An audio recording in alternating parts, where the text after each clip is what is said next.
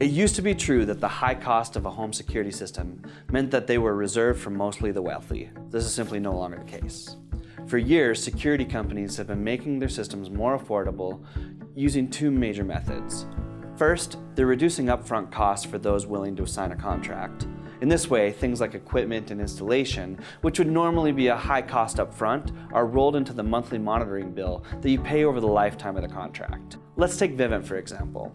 You pay a $99 installation fee and about $40 a month for monitoring. The base equipment package is $879, but that's rolled into your monthly payment. So over the life of a 3-year contract, that comes to about $2,300, but the upfront cost is manageable.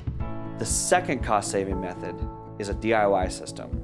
With DIY security, you purchase relatively inexpensive equipment up front and install it yourself.